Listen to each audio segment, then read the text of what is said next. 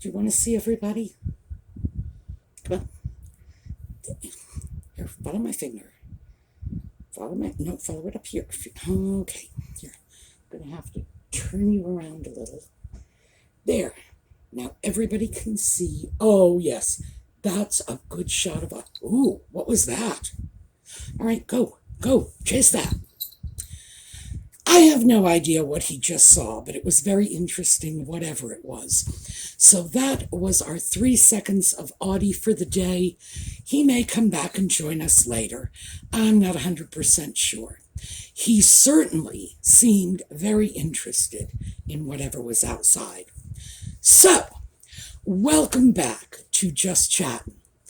And these are the series of videos we do on Thursday and Sunday evenings just for our own amusement. Now, before we get into the topic we are going to discuss today, the sock puppet has struck again. Yes, our good friend Harry has decided he is not through suing the press. Now, he's suing in the UK, but he's in the US, so go figure it all out. Here in the US, freedom of the press is one of our essential rights. But Harry, well, he doesn't get that, and he thinks it's bonkers anyway. Yes, he does. Harry is not going to be happy until he has stripped us all of our civil liberties.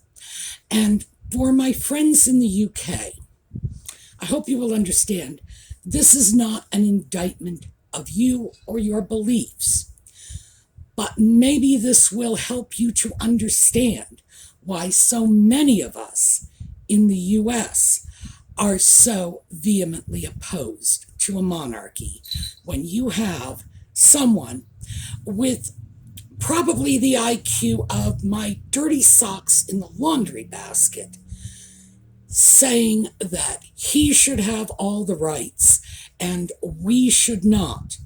He gets to say what he wants to say. We shut up. He can use the press as his public relations outlet, using them for any kind of dissemination of stories he wants without anyone having the right to challenge or contradict his narrative, his truth. That's what he wants. And make no mistake about it, if he can manage to shut down the free press and free speech, he'll go after something else. Because, as he is always saying, it's about his birthright. He was born a prince.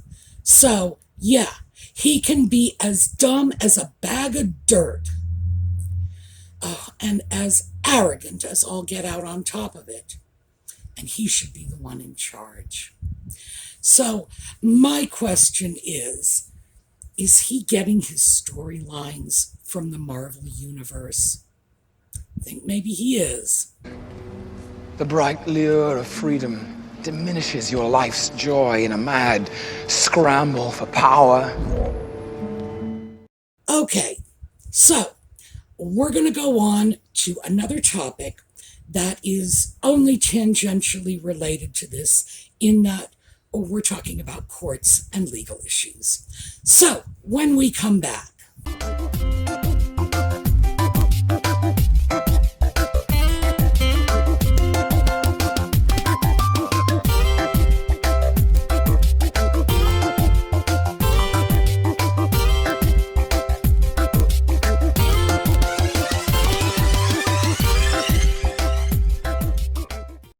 Okay, very quickly, because some of you had commented last week that I was all bundled up in multiple layers, whereas I had been sweltering the week before. Well, I'm back into the tank tops, and I do have a fan on here.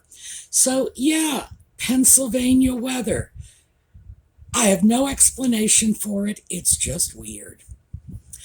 Today, I thought we would talk about the super-injunction that is allegedly in existence and preventing the UK media from discussing nutmeg, and any possible issues of surrogacy. Before we get started, these are my usual disclaimers. 1, I am not a lawyer. 2, this is not legal advice. And 3, and this is for the benefit of the legal professionals out there, this is not a Harvard law class. I am going to give a haiku version of what an injunction is, how it works. So please understand, I am going to generalize. I am going to gloss over nuance. So let's just keep in mind, this is a 30-minute YouTube video, and as I say, not a Harvard Law School class.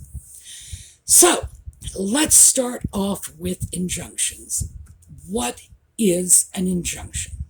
So an injunction is a specialty court order that requires an individual or possibly a group of individuals to perform or refrain from performing specific actions. Now, they can be permanent, they can be temporary. So let me just give you a little example that I think we can all relate to. I hope we can. That will define a few of our various types of injunctions. So let's say you were married to a guy, and we're going to call him John. And I mean, if you're a man, you can say it was a woman named Mary. If you're a woman and you prefer a woman named Mary, fill in the blanks on your own. Your spouse and you bought a burial plot when your father died 10 years ago. So, 2 graves, your father was buried in one, the other is available for your mother. That was what you did. You made this purchase out of marital assets, the family checking account. So here we are, 10 years later, the marriage has failed, and you are getting a divorce. And your spouse says, hey, I got this deed to your parents' grave, and just because of convenience, it happened to be issued in my name, and it's mine. And if you want it, I want $500,000. So you're still ironing out your divorce issues, right? Still divvying up the assets. So what do? 1, you go to your lawyer and say, I need you to get me a temporary injunction to prohibit my ex or semi-ex or soon-to-be ex from disposing of this burial plot until such time as we can sort it out in our divorce settlement. In other words, you want to make sure that the ex or soon-to-be ex is not so angry that he sells it for $2 on eBay. So that would be a temporary order. It's only necessary to be in force until the final property division. To prohibitory order. It restrains him from committing an action. It says, you can't do this. That's step 1.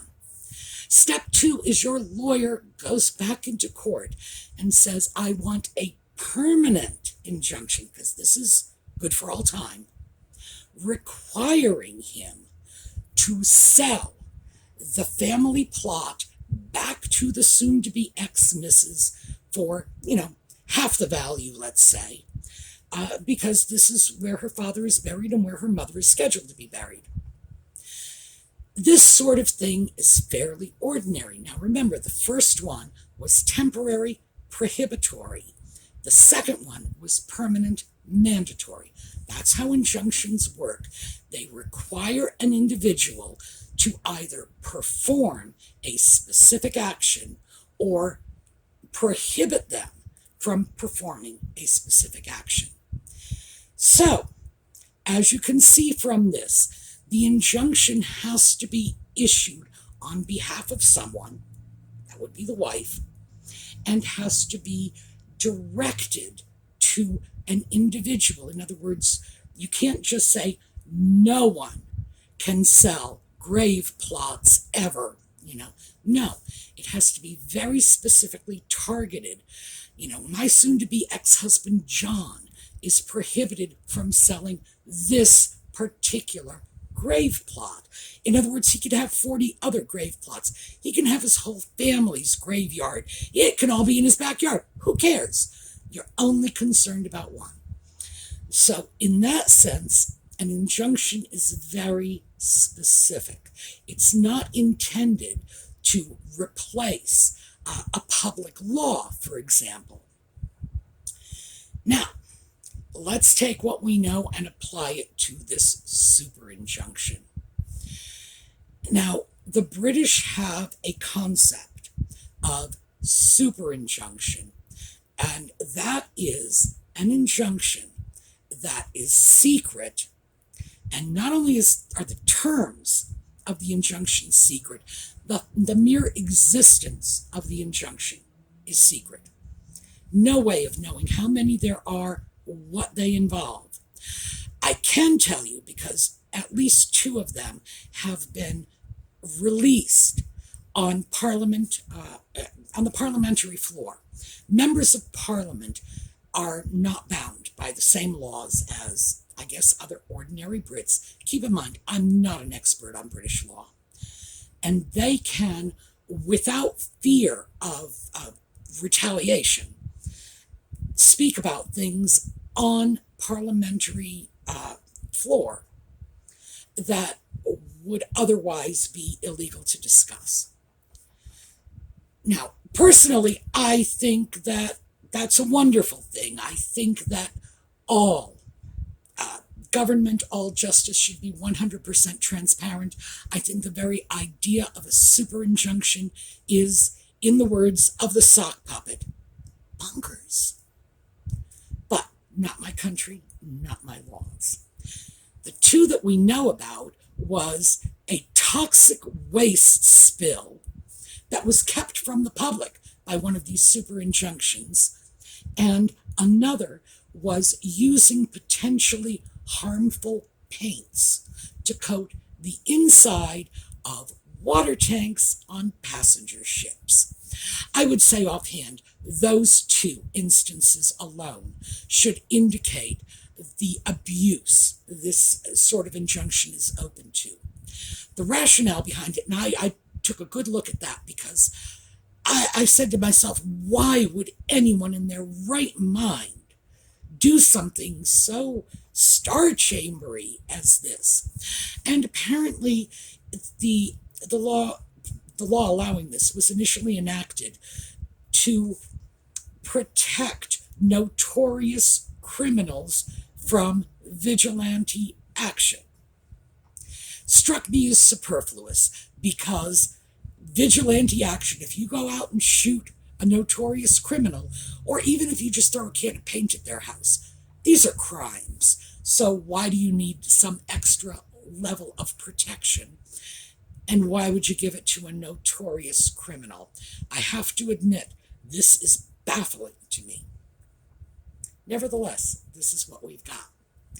So what does this all tell us about a super-injunction that may or may not be in place? Remember, we can't know this. It's all secret.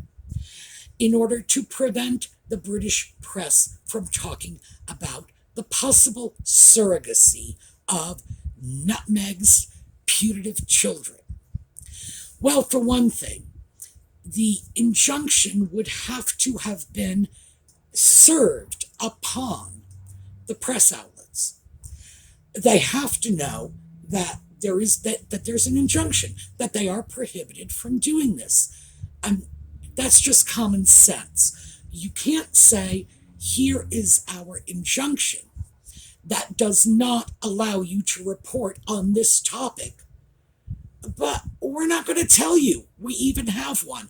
We're going to wait until you stumble upon it, and then we're going to throw you in jail. I know, to be perfectly fair, there was a time before the Magna Carta when exactly that sort of thing took place. But then the Magna Carta came along and said, nuh-uh. So they had to be served. All of the media outlets would be covered by this alleged injunction, they would need to have the terms spelled out clearly in whatever court order the injunction, whatever form it took. It would have to say, you can't talk about 1, 2, 3, just to cover all your bases. Now, let's just, for the sake of playing devil's advocate, take the position that such an order exists. Well, for starters, it's absolutely unenforceable in the United States. I can promise you that. No way. The U.S. justice system doesn't work like this. And, of course, the UK would have to serve U.S. outlets with their super secret super-injunction order, and the U.S. outlets would simply hand it to their lawyer, who would say, "Ha, what fun this will be." It can only apply to the British media, and the British media that has been identified in the injunction and properly served. So the injunction may restrain them from talking about the existence of the injunction. It might compel them to refrain from printing anything covered in the injunction, but it only applies to them. That's it.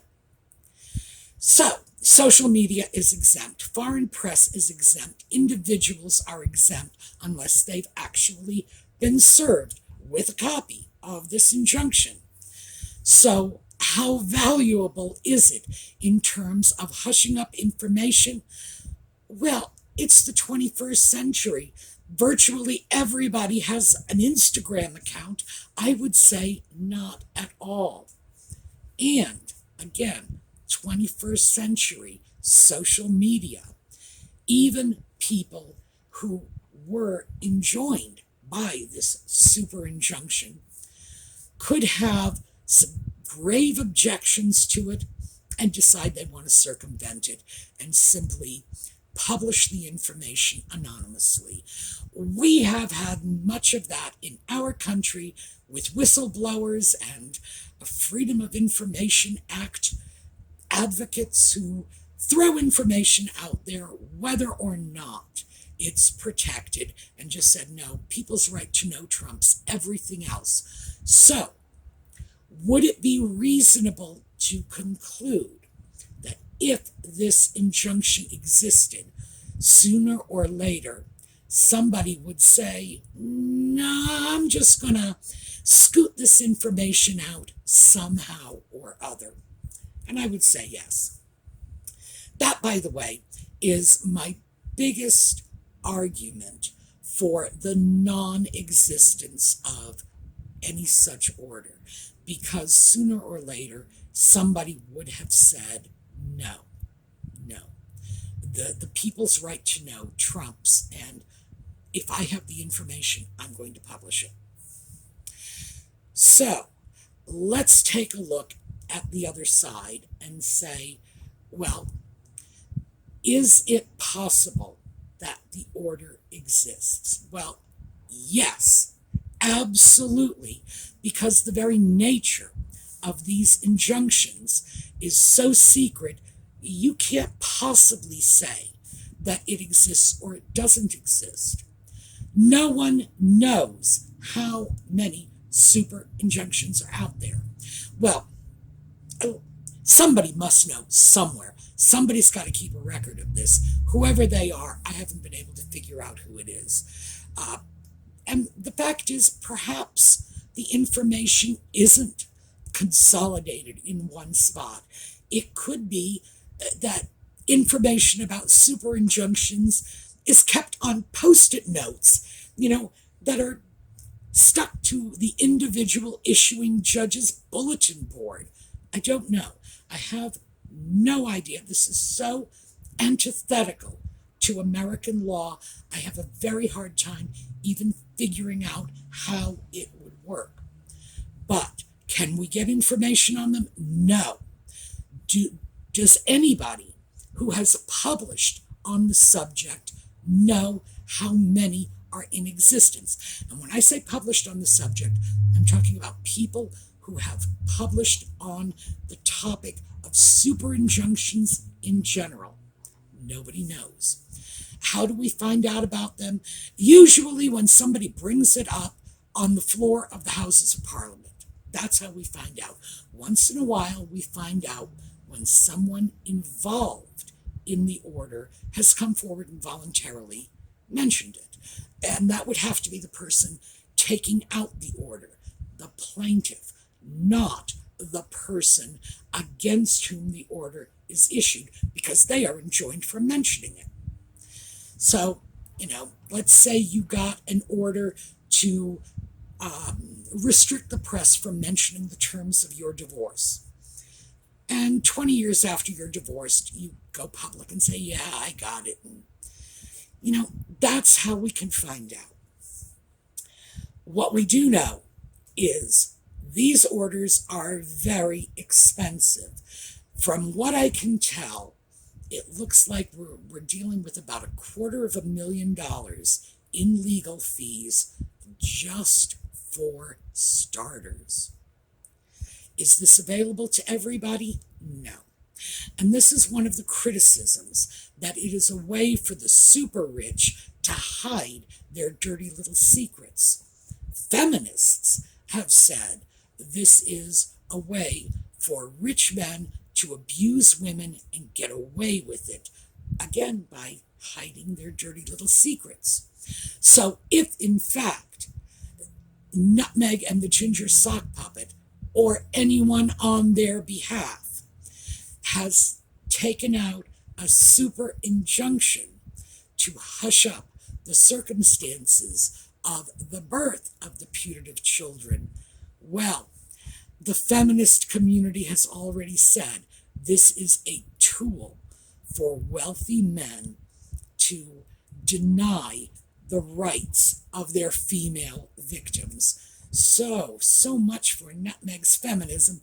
But again, we know she's a sunshine patriot anyway.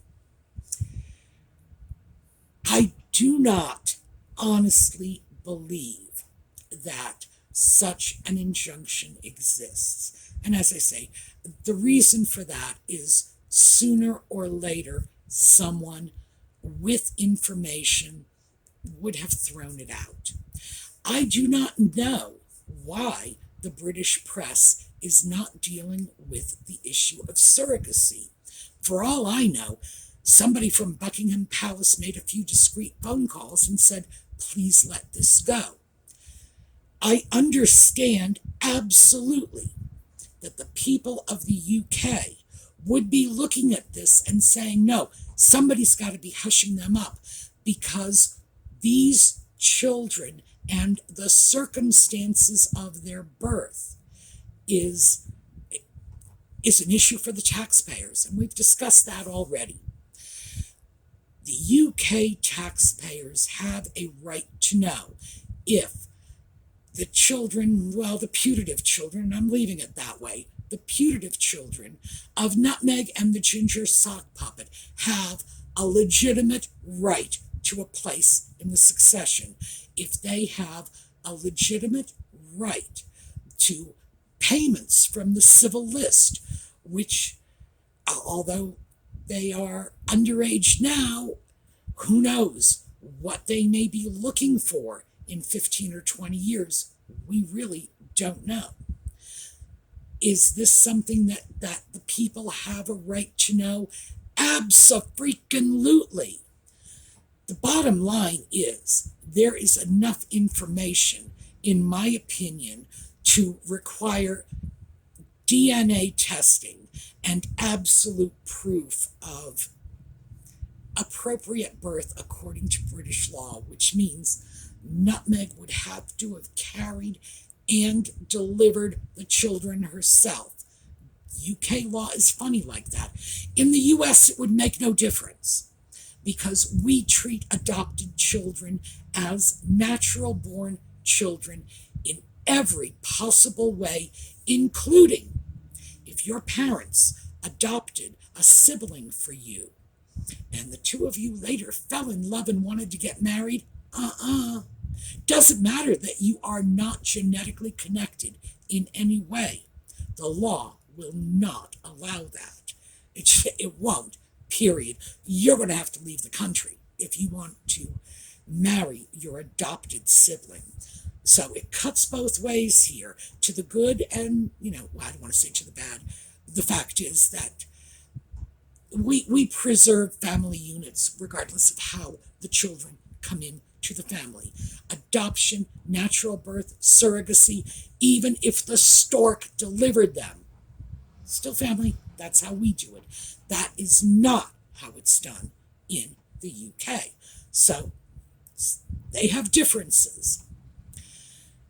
Because of that, in order for these children to have a legitimate place in the succession, they have to be Harry's kids. They have to be born to Nutmeg. She had to conceive, carry, deliver them, born of her body. They're very specific about that. And before those children go on the civil list, seems to me there are more than enough questions out there to require some proof, especially because Nutmeg and the Ginger Sock Puppet have privatized, and I mean that in both senses of the word, privatized the births and pregnancies and whatever. It's not just a question of keeping it secret. They are doing this for financial gain. That's obvious. So, what do I think? If that injunction does exist, and frankly, I don't believe it does. I have no reason to believe it does. If it does exist, it is absolutely worthless because it only applies to the British mass media. It doesn't apply to bloggers. It doesn't apply to YouTubers.